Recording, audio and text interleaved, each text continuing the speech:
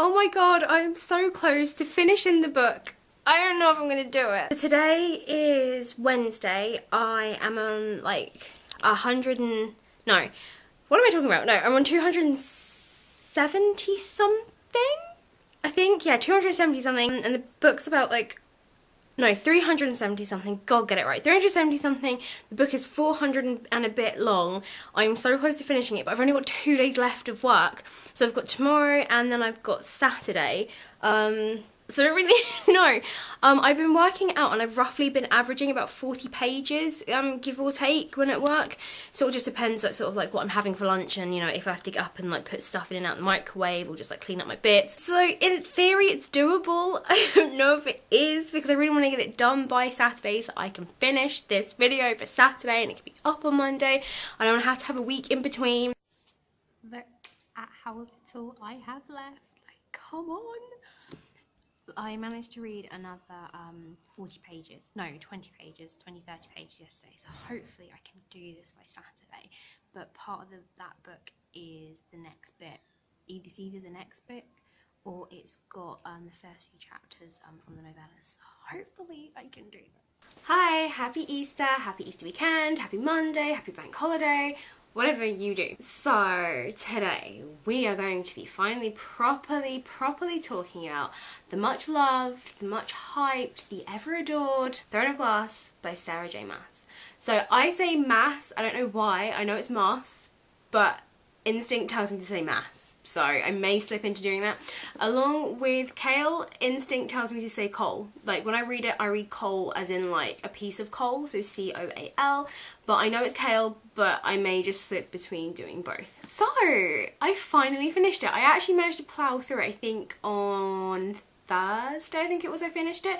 I suddenly was really like, I really want to finish this, and then I don't know what happened, but like instinct kicked in and I did. Which I'm very happy about because I really wanted today's video to be like the follow-up to last week's, like the proper review and not something else in between. I like really wanted this to be the review. It was like crazy hot. I've literally just like marched home from work and it's really sunny out. Like my watch is like rubbing and I feel all like hot and sweaty. So of course this review will obviously be spoilery because, you know, this book came out so long ago. This book came out back in 2012, so I've had it on my shelf for a while. So there are kind of two real reasons why I didn't read this. One is that I prefer to read a series as a whole, and I just kind of got the vibe that I would, once like the second and third one came out, I'd really need to read them all together. It would suit me better. And secondly, I don't like reading books when they get crazily hyped, and as the more like this series happened, the more and more like it just got insane and I was like, I don't want to read this right now. So was it worth the ridiculously like, what, 7-year wait I think it is it's taken me to finally read these? Yikes. I really enjoyed this. I gave this book 4.5 stars. I can't quite pinpoint why I couldn't give it 5, but I know for me it's not worth 5, but I really enjoyed it. I really enjoyed the pacing of the book. I really enjoyed the fact that like none of the plot was like rushed.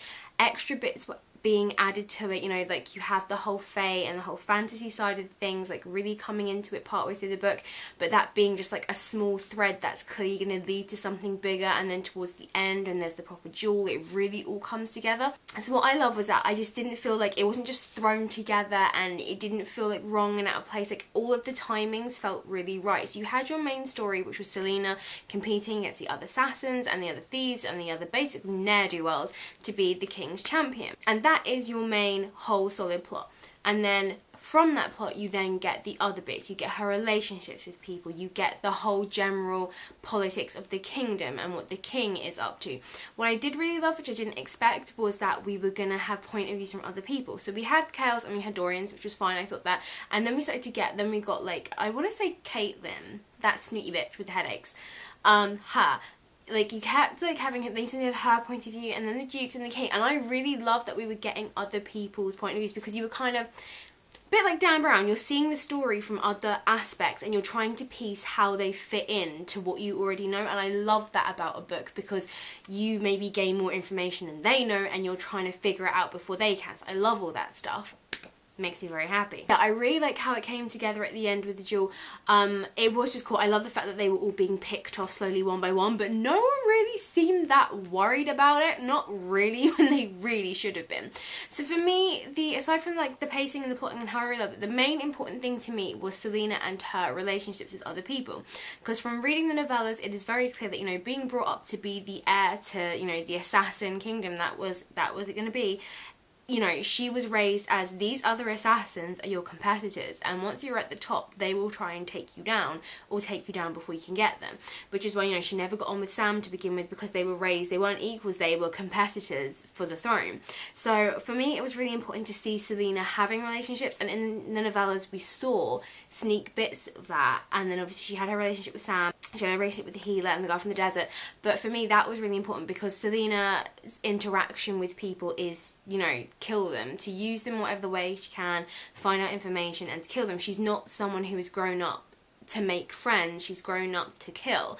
So I like that. You almost want to see her be slightly uncomfortable when it actually comes to getting that closeness, because she doesn't know how to interact with people in that way. But for me, that is more important than, say, having like the romantic aspect.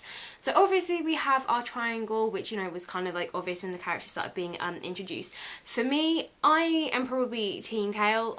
Probably because I prefer his dynamic to Dorian's.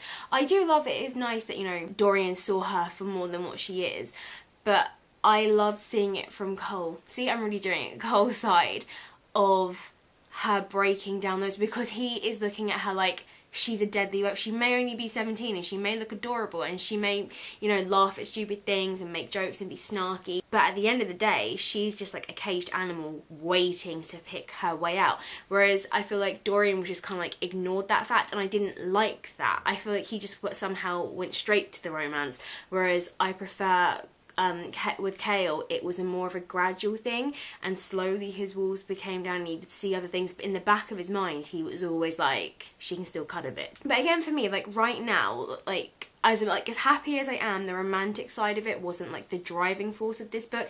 It was just another part of it.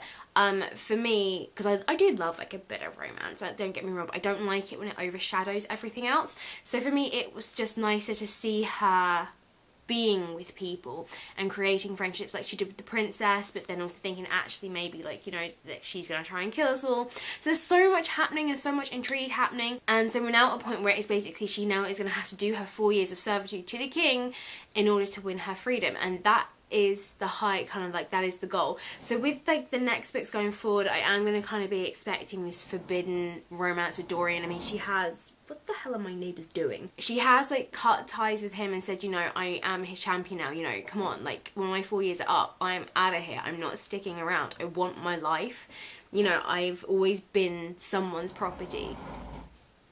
Seriously, I hate my neighbours, like seriously. I hate my neighbours. So yeah, she's cut that off, so it'll be interesting to see, are they going to have like all these sneak kisses, or will she start to, you know, get closer to Kale because of that? It'll be interesting to see how it is. I've like really loved the book. There is probably, I don't know, I just can't exactly put my finger on what it is that didn't give it 5 stars. I don't know, maybe it was still kind of Selena's pampered princess attitude towards things. It might have been that, because I think I wanted her to have been in the mines for longer. I think I expected a longer period of time. Like, I think I expected maybe like 2 years or something. So I think I expected her to be a really changed person when she came out in the mines. I didn't realise it was such a short space of time. So yeah, I think I had expected something slightly different. In general, I had no idea how to, like, what I expected this book to be. Like, put that down to my amazing ability to stay away from any form of spoiler regarding this book. I genuinely had no clue what I was in for. So that was really nice that, you know, over all these years, I've managed to just stay completely clueless when it came to this, which I really like that, because I didn't want to know bits. I didn't want to know. I think I knew that there was like a fae aspect, I think. Not 100%. I might just be confusing that with her other series, A Court of Thorn and Roses. I might just be confusing it with that, quite possibly. So all in all, I really like this book. The more I'm thinking about it, actually, the more I did really enjoy it. The pacing was just really good.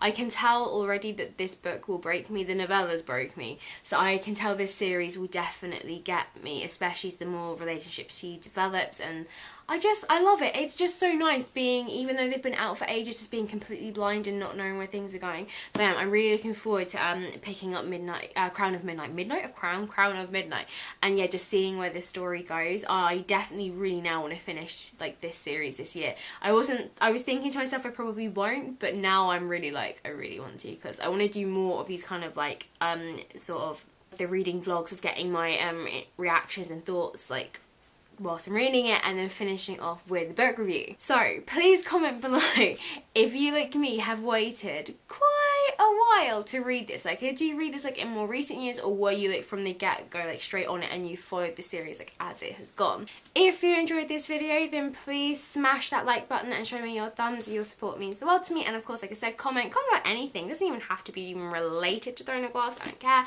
And if you're new, then hello, feel free to subscribe and join me on this bookish adventure. That's it. I hope you've had a great Easter. I hope you had like a nice weekend off. The sun is out. I spent Good Friday at the beach. It was so nice. I also hope you ate your body weight in chocolate, or will be still eating your body weight in chocolate. I have some to get through. Yum yum yum.